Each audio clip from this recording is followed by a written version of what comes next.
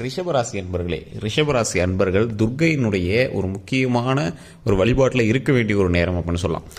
ஒரு புதுப்பிக்கக்கூடிய ஒரு வருடமாக வரக்கூடிய வருடங்கள் உங்களுக்கு அமைய போகுது. புதுப்பிக்கக்கூடிய வருடம்னா என்ன சார்? அதுவும் இந்த 12 நாட்கள் அப்படி என்ன ஒரு ப்ளஸ் பாயிண்ட் அப்படின்னு கேட்டிங்கன்னா, உங்களுடைய வாழ்க்கையில் நீங்கள் செய்த தவறுக்கான ஒரு எப்படி சொல்கிறது, அதுக்கான தண்டனைன்னு கூட சொல்ல முடியாது.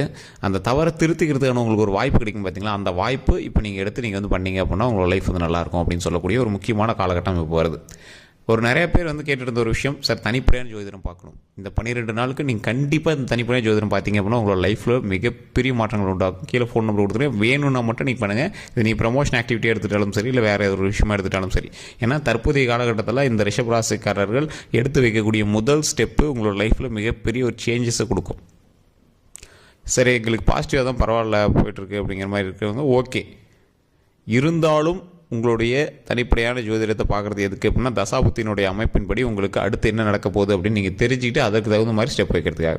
அதான் சொல்கிறேனே, முன்னாடி நடக்கக்கூடிய முக்கியமான சில விஷயங்கள் எல்லாமே இதுக்கு முன்னாடி நீங்கள் செஞ்ச தவறாக இருக்கட்டும், இல்லை நீங்கள் செஞ்ச புண்ணியமாக இருக்கட்டும், அதற்கான சரியான ஒரு காலகட்டத்தை நீங்கள் தீர்மானிக்கக்கூடிய ஒரு 12 நாட்கள் இதுதான். சார் இதுக்கு முன்னாடி ஒரு பெரிய தப்பு பண்ணியிருந்தேன், அந்த தப்பை வந்து இப்போ அப்படியே கொஞ்சம் அட்ஜஸ்ட் பண்ணி சரி பண்ணணும் அப்படின்னா அதுக்கான காலகட்டம் இதுதான்.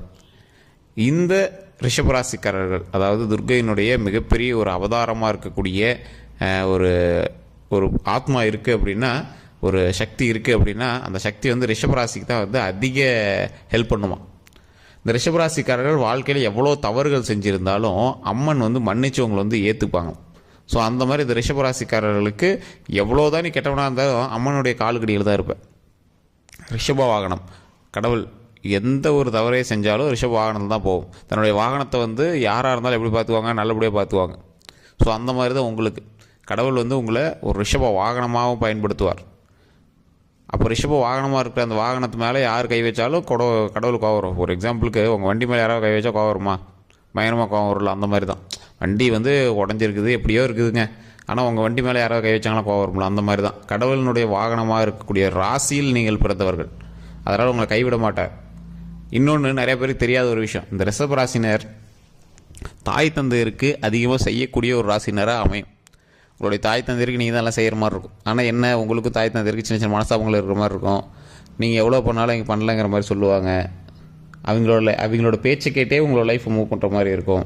இந்த மாதிரி நிறைய விஷயங்கள் உங்களோட வாழ்க்கை நடந்திருக்கும். இருந்தாலும் அதீத விஷயங்கள் நீங்கள் ரிஷபராசினர் தாய் தந்தையரை பேஸ் பண்ணியே இருக்கும். இது உண்மை அப்படின்னு மறக்காம கமெண்ட் செக்ஷனில் பார்த்துருங்க. அதே மாதிரி உங்ககிட்ட வாங்கினவன், உங்ககிட்ட பணம் வாங்கினவன், உங்ககிட்ட வாங்கி சாப்பிட்டவன் எல்லாம் உங்களை போய் மறந்துருப்பாங்க. அதீத நம்பிக்கை துரோகங்களை சந்தித்தவங்களில் முக்கியமான ஆள் இந்த ரிஷபராசி. இது உண்மை அப்படின்னா மறக்காம கமெண்ட் செக்ஷனில் பார்த்து விடுங்க. காரணம் ஏன் அப்படின்னு நான் சொல்கிறேன். நீங்கள் அதிகமாக பாவம் பார்க்கக்கூடிய ஒரு ஆள், அந்த நட்பு வட்டாரங்கள் அதிகமாக இருக்கக்கூடிய ஒரு ஆள், ஆனால் அதிகமாக வந்து யார்ட்டையும் டச்சில் இருக்க மாட்டீங்க. ஆனால் உங்களோட ஃப்ரெண்ட்ஸ் சர்க்கிள் பார்த்தீங்கன்னா மற்றவங்களோட அதிகமாகவே இருக்கும். நீங்கள் மற்றவங்களுக்கு பாவம் பார்த்து நிறையா விஷயங்கள லாக் ஆகிருப்பீங்க. லைஃப் விஷயத்தையும் சரி, அதாவது லைஃப் விஷயத்துலேயும் சரி, தொழில் விஷயத்தில், பண விஷயத்தில், 3 விஷயத்தில் நீங்கள் அதிகமாக வந்து பாவம் பார்த்து மற்றவங்களுக்கு அவன் கிடக்கிறான்ப்பா பண்ணிட்டு போகிறான்ப்பா அப்படின்னு நீங்கள் வந்து பார்த்து நிறைய இடத்துல லாக்காகி நின்ற தருணங்கள் அதிகம். சரி சார், இதெல்லாம் இப்படி இருக்குது அப்படின்னு பார்த்துட்டு இருக்கும்போது உங்களுடைய வாழ்க்கையில், அதாவது ஒரு 3 டிவிஷனாக பிரித்து நான் சொல்கிறேன், அவங்களோட 3 டிவிஷனாக இருக்கக்கூடிய வாழ்க்கையில் சொல்கிறேன்.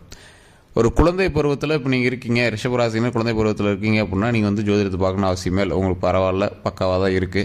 விளையாட்டு விஷயங்களில் கவனமாக இருக்கிறீங்க அப்படின்னா, இப்போ ரிஷபராசினோட தாய் தந்தையர் பார்க்குறீங்க அப்படின்னா விளையாட்டு விஷயத்தில் ரொம்பவே கவனமாக பார்த்துக்கோங்க. வெளியே போகிறாங்க, தண்ணி சம்மந்தப்பட்ட விஷயங்களில் கவனமாக பார்த்துக்கோங்க, தீ சம்மந்தப்பட்ட விஷயத்தில் கவனமாக பார்த்துக்கோங்க. 2 விஷயத்தில் கவனமாக இருந்துட்டீங்க அப்படின்னா போதுமானது. உடல் ஆரோக்கியத்தில் கவனம் தேவை. குழந்தைங்களோட உடல் ஆரோக்கியத்தில் கவனம் தேவை. கண்ட இது ஸ்நாக்ஸ் அது இதுன்னு இது வாங்கி கொடுத்து வயிறு கெடுக்கிறதோ இல்லை இந்த மாதிரி எந்த விஷயம் பண்ணக்கூடாது. இயற்கையான உணவுகளை கொடுக்க ஆரம்பிங்க. பல வகைகளை கொடுத்து உடம்பு வந்து கூலாக வச்சுக்கிறதுக்கான வழிமுறையை பின்பற்றுங்க. இது ரிஷபராசி குழந்தையாக இருக்கிறவங்களுக்கு. சார் ஒரு 18 வயசுக்கு மேலே இருக்காங்க, அவங்களாம் இப்போ எப்படி இருக்குது, கல்வி ரீதியாக எந்தெந்த இடத்துல விஷயங்கள் இருக்குது அப்படின்னு கேட்டிங்கன்னா, கல்வி ரீதியான விஷயங்களுக்கும் அதே மாதிரி குழந்தையினுடைய உடல் ஆரோக்கியத்துக்கோ இல்லை மற்றவங்களோட உடல் ஆரோக்கியத்துக்கோ நீங்கள் வந்து ஜோதிடத்தை நம்பிட்டு கூடாது. உடனே டாக்டர் பார்த்துடணும். குழந்தையினுடைய கல்விக்கு அவங்களுக்கு என்ன தேவையோ அதை பண்ணி கொடுத்துடணும். இருந்தாலும் இந்த குழந்தையினுடைய கல்வியை பொறுத்த வரைக்கும் சில இடமாற்றங்கள் அமைவதற்கான நேரம் இருக்குது. நீங்கள் காலேஜ் இதெல்லாம் போயிட்டுருக்கீங்க அப்படின்னா உங்களுடைய மனசை அலைப்பாய விடாமல் வேறு எந்த ஒரு பாலினத்தவர் மீதும் அதிகமாக ஈர்ப்பு ஏற்படுத்தாமல் வாழ்ந்துக்குவாங்க. ஏன்னா இப்போ வந்து ஈர்ப்பு ஏற்படக்கூடிய ஒரு காலகட்டம் இந்த ரிஷபராசினருக்கு. மற்றவங்க மேலே ஈர்ப்பு ஏற்படக்கூடிய காலகட்டம். உங்களுக்கே பார்த்ததுன்னு மைண்டில் வந்து தோணிட்டு இருக்கு அப்படின்னா அதெல்லாம் கொஞ்சம் தள்ளி வச்சுட்டு உங்களோட ஒர்க்கை பார்க்க ஆரம்பிங்க. இப்போ தோணிட்டு இருக்கு அப்படின்னா மறக்காம கமெண்ட் செக்ஷனில் பார்த்து விடுங்க. ஏன்னா இப்போ இந்த காலகட்டத்தில் உங்களுக்கு ஆட்டோமேட்டிக்காக ஈர்ப்பு ஒருத்தர் மேலே ஏற்படும். அது வந்து நீங்கள் தான் சரி பண்ணிக்கணும். அது உங்களுக்கு லைஃப் லாங் நீடிக்குமா அப்படின்னு கேட்டால் அது ஓரளவுக்கு தான். ஸோ அதனால் அதை கொஞ்சம் பார்த்து கரெக்டாக மெயின்டைன் பண்ணுறதுக்கான வழியை பாருங்கள். உங்களோட ஒர்க்கு மேலே கான்சன்ட்ரேட் பண்ணிங்க அப்படின்னா நீங்கள் வேறு லெவலில் வருவீங்க.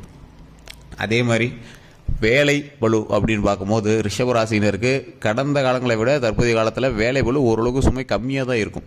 இந்த சுமை கம்மியாக இருக்கக்கூடிய காலகட்டத்தில் உங்களுக்கு வருமானம் ஓரளவுக்கு இருக்கும். ரொம்ப அதிகம்னு சொல்ல முடியாது, ரொம்ப கம்மின்னு சொல்ல முடியாது. இந்த நேரத்தில் உங்களுடைய தொழிலில் நீங்கள் செஞ்சுட்டு இருந்த மிஸ்டேக்கை கண்டுபிடிங்க. அதான் நீங்கள் செய்த தவறுக்கான காலகட்டத்தை, நீங்கள் தவறுகளை சரி செய்யக்கூடிய ஒரு காலகட்டம் அப்படின்னு சொல்லியாச்சுங்களா. ஸோ இந்த இடத்துல நீங்கள் செஞ்ச தவறுக்கான மிஸ்டேக்கை கண்டுபிடிங்க. அந்த மிஸ்டேக்கெலாம் சரி பண்ணுங்கள். தவறுகளை சரி செய்து தீயிலிருந்து வெளியே வரக்கூடிய ஃபீனிக்ஸ் பறவை போல் வெளியே வாங்க. சார் இந்த விஷயத்தை மிஸ்டேக் பண்ணியிருந்தேன் சார், இந்த வாரம் நீங்கள் சொல்லியிருந்தீங்க ஜோதிடத்தின்படி சரி செய்யக்கூடிய காலகட்டம்னு சொல்லியிருந்தீங்க, அந்த இடத்துல நான் சரி பண்ணேன், இனிமேல் பயங்கரமாக இருக்குது சார், உண்மையாலுமே சின்ன சின்ன மாற்றங்கள் தெரிய ஆரம்பிக்கும் சார் அப்படின்னு நீங்கள் வந்து அடுத்த வாரத்தில் நீங்கள் கமெண்ட் செக்ஷனில் பதிவிடுவீங்க. இது உண்மை சார், நான் ஒன்றும் பொய் சொல்ல. இந்த விஷயம் நீங்கள் செஞ்சு பாருங்கள். இந்த காலகட்டத்தில் நீங்கள் செய்யக்கூடிய கரெக்ஷன்ஸ் எல்லாமே உங்களுடைய வாழ்க்கையவே கரெக்ட் பண்ணி கொடுக்கும். தொழில் ரீதியாக நீங்கள் முதலீடு செய்பவர்கள் என்றால் அதீத முதலீடு தற்போதைய காலகட்டம் உங்களுக்கு செட்டே ஆகாது. கூட்டுத் தொழில் இந்த டைமில் ரொம்ப ஜாக்கிரதையாக இருக்க வேண்டிய நேரம். மற்றபடி வருமானத்திற்கான ஒரு காலகட்டம் தான். பழசை கம்பேர் பண்ணும்போது சோசியல் மீடியா ஆக்டிவிட்டீஸு மற்ற மாதிரி தொழில் கலை டிஜிட்டல் சம்மந்தப்பட்டவங்களுக்கு ஓரளவுக்கு பரவாயில்லையாகவே இருக்கும். ஆனால் பெரிய லாபம்னு சொல்ல முடியாது, மீடியம் சைஸு பரவாயில்லையா இருக்கும். லாபம் ஒன்றும் பெரிய மிஸ்டேக்லாம் கிடையாது, ரொம்ப லாஸும் கிடையாது, நல்ல ஓரளவுக்கு ஹைப்பில் தான் இருக்கும், நல்ல லாபத்தில் தான் இருக்கும். அதே மாதிரி இந்த ராசினர் பொறுத்த வரைக்கும் கல்வி சம்மந்தப்பட்ட தொழில் சம்மந்தப்பட்ட எந்த ஒரு விஷயத்துக்குமே நீங்கள் வந்து இறை வழிபாடு கண்டிப்பாக தேவை. ரிஷப ராசினருக்கு ஏதோ ஒரு வகையில் டிவோஷனல் சம்மந்தப்பட்டவங்க நீங்களாம், அதாவது கடவுளினுடைய நேரடி வாரிசு மாதிரி நீங்களாம். ஸோ நீங்கள் என்ன பண்ணணும் அப்படின்னா கடவுள்கிட்ட எப்பயும் வணங்கிட்டே இருக்கணும். தாய் தந்தையர் வணங்குற மாதிரி நீங்கள் கடவுள்கிட்ட வணங்கிட்டே இருக்கணும். தாய் தந்தையரும் உங்களுக்கு மறுதெய்வம் அப்படிங்கிறது மறந்துடாதீங்க. ஸோ இந்த ரிஷபராசினர் நவதுர்கை வழிபாடு எப்போவுமே பண்ணணும். இப்போ இல்லை, எல்லா மாதத்துக்குமே நீங்கள் எந்த கடவுளை எந்த காலகட்டங்கள் நீங்கள் வழங்கினீங்க அப்படின்னாலும் உங்களுடைய குலதெய்வம் நவதுர்கை அம்மன் வழிபாடும் உங்களுக்கு ரொம்ப ரொம்ப நல்லது. ஓம் நவதுர்கையே போற்றி, ஓம் நவதுர்கையே போற்றி, ஓம் நவதுர்கையே போற்றி அப்படின்னு மறக்காம கமெண்ட் செக்ஷனில் 3 டைம் பதிவிட்டுட்டு எப்போ ஃப்ரீ டைம் கிடைக்குதோ சரி அந்த டைமில் துர்கை அம்மனை போய் சந்திங்க. அந்த இடத்துல ஒரு 2 நெய்வலுக்கு ஏற்றி அம்மன் கிட்ட நின்று வழிபட்டு முடிஞ்சால் அதுக்கு முன்னாடி உட்காந்து ரைட் சைடில் உட்காந்து அம்மன் கிட்ட பேசுங்க. உங்கள் அப்பா அம்மா கிட்ட உங்களுடைய குறையை சொன்னால் நீங்கள் எப்படி சொல்லுவீங்களோ அது மாதிரி உட்காந்து பேசுங்க. உங்களுடைய லைஃப்பில் இருக்கிற அத்தனை குறைகளும் தீரும். அவ்வளோ பெரிய பவர் துர்கை அம்மன் கிட்ட. நிறைய பேருக்கு தெரியாத விஷயம், நான் நிறைய வீடியோவில் சொல்லியிருப்பேன். அரசர்கள் அவங்க வென்று வரணும் அப்படிங்கிறதுக்காக கோயிலை சுற்றி வரும்போது மிகப்பெரிய சக்திகளை எல்லாத்தையும் சின்னதாக சிலையாக செஞ்சு கோயிலை சுற்றி வச்சுருப்பாங்க. எல்லா கோயிலையும் பார்த்துருக்கோம் துர்கை அம்மன் சிலை சின்னதாக இருக்கும். ஆனால் உலகிலேயே மிகப்பெரிய ஒரு சக்தி இருக்குது அப்படின்னா அந்த சக்திகளில் ஒரு சக்தி இந்த துர்கை அம்மன்.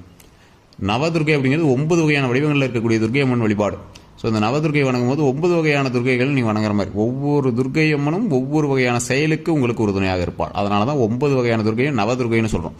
அந்த நவதுர்கை வழிபாடு ஒன்றும் பெரிய இது இல்லை. உங்களுக்கு 10 செகண்ட் நீங்கள் வேஸ்ட் பண்ணுறீங்க, 10 செகண்ட் நீங்கள் வாயில் சொல்கிறீங்க, 10 செகண்ட் உங்களுடைய ப்ராப்ளத்தை சொல்லி அதை சால்வ் பண்ணுறீங்க, அவ்வளோதான். அதே மாதிரி நீங்கள் இறை வழிபாடு பண்ணும்போது அந்த சாமிகிட்ட வணங்கும் போது இதை செய்யணும் அதை செஞ்சு கொடு அப்படின்னு வேண்டுங்க. நெகட்டிவாக எதுவும் வேண்டாதீங்க. ஒரு எக்ஸாம்பிளுக்கு நமக்கு வந்து கடனை அடைக்கணும். ஸோ கடனை அடைக்கணும் வேண்டக்கூடாது. எனக்கு நிறைய லாபத்தை கொடு, நிறைய வருமானத்தை கொடு, சந்தோஷத்தை கொடு, நிம்மதியை கொடு, உடல் ஆரோக்கியத்தை கொடு. இப்படி தான் நம்ம வந்து இறைவன்கிட்ட வணங்கணும். இதே மாதிரி இறைவன் நமக்கு கொடுப்பார், நல்ல விஷயங்களை கொடுப்பார், நிறைய சக்திகளை கொடுப்பார், அதுக்கு தகுந்தாற் போல் வருமானத்தை கொடுப்பார். அந்த வருமானத்தை வச்சு நம்மளுடைய பிரச்சனைகளை சரி செய்வார். நிறையா பேர் போய் கடவுள்கிட்ட அழுது வேண்டது ரொம்ப தவறு. கடவுள்கிட்ட போய் முதல்ல அழுவே கூடாது. கோவிலில் போய் சாமிகிட்ட அழுவே கூடாதுங்க. இது நிறையா பேர்த்துக்கு தெரியாத ஒரு விஷயம். கோவிலில் போய் சாமிகிட்ட அழுகக்கூடாது, அழுது வேண்டக்கூடாது. அது சாமி பிளாக்மெயில் பண்ணுற மாதிரி. சாமி வந்து அழுகிறீங்கன்னு பக்கத்துலேயே சேர்த்தாது. அது வந்து ஆறா, மிகப்பெரிய சக்தி வாய்ந்த ஆறா. மனநிறைவான இறை வழிபாடு தான் எப்போவுமே தேவை. அதுதான் கடவுளுக்கும் தேவை, கோவிலுக்கும் தேவை. கோவிலுங்கிறது ஒரு புனிதமான ஆகம விதிப்படி கட்டப்பட்ட ஒரு சக்தி வாய்ந்த ஆலயம். அந்த இடத்துல நீங்கள் போய்ட்டு அழுதுட்டு வேண்டக்கூடாது. ஸோ இப்போ நான் சொன்ன விஷயங்களை மைண்டில் வச்சுக்கோங்க. உடல் ஆரோக்கியமாக வச்சுக்கிட்டு தெய்வ வழிபாடு பண்ணிங்க அப்படின்னா ஆட்டோமேட்டிக்காக ரிஷபராசிக்காரர்களுக்கு வரக்கூடிய காலகட்டங்கள் அமைதியான ஆரோக்கியமான காலகட்டங்கள் அமையும். அந்த முக்கியமாக நான் சொன்ன ஒரே விஷயம், ரிஷபராசிக்காரர்கள் கவனம் தேவை. தொழிலையும் சரி உடல் ரீதியாகவும் சரி செய்த தவறுகளை திருத்தக்கூடிய ஒரு காலகட்டம் அப்படின்னு சொல்லிட்டேன். ஸோ அதனால் எந்த தவறு பண்ணியிருந்தாலும் அதற்கான சரி பண்ணுதல் விஷயத்தை இப்படி நீங்கள் பண்ணுங்கள். நீங்கள் வாழ்க்கையில் உங்களோட லைஃப்பில் நிறைய சீக்ரெட் இருக்குங்க, அதை சொல்லவே முடியாது, அந்தளவுக்கு சீக்ரெட்லாம் இருக்குது. ரொம்ப தூண்டித்துறை மாட்டிக்காதீங்க. ஓரளவுக்கு உங்களுக்கு செய்யக்கூடிய தவறுகளை சரி செய்யக்கூடிய தொழில் மிஸ்டேக் பண்ணிங்களா அதை சரி பண்ணுவீங்க. வாழ்க்கையில் தப்பு பண்ணீங்களா அதுக்கு மன்னிப்பு கேட்டால் சால்வ் பண்ணுவீங்க. புருஷ முன்னாடி ஒரு சண்டையா நீங்கள் போய் இப்போ மன்னிப்பு கேட்டு நீங்கள் வந்து சால்வ் பண்ணக்கூடிய ஒரு காலகட்டம், உங்களோட லைஃபையே கரெக்ட் பண்ணக்கூடிய ஒரு காலகட்டம். ஸோ இந்த வீடியோ பார்த்துட்டீங்க அப்படின்னா உங்களோட கமெண்ட் செக்ஷனில் மறக்காமல் இதை சொல்லுங்கள்.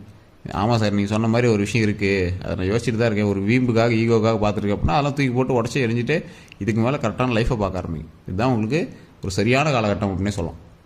சரி சார், வேறு ஏதாவது கருத்துக்கள் வந்து மறக்காம கமெண்ட் செக்ஷனில் பார்த்துருங்க. இதுவரை நம்ம சேனல் சப்ஸ்கிரைப் பண்ணாமல் இருந்தால் சப்ஸ்கிரைப் பண்ணி பக்கத்தில் பெல் பட்டன் மறக்காம ப்ரெஸ் பண்ணிக்கோங்க.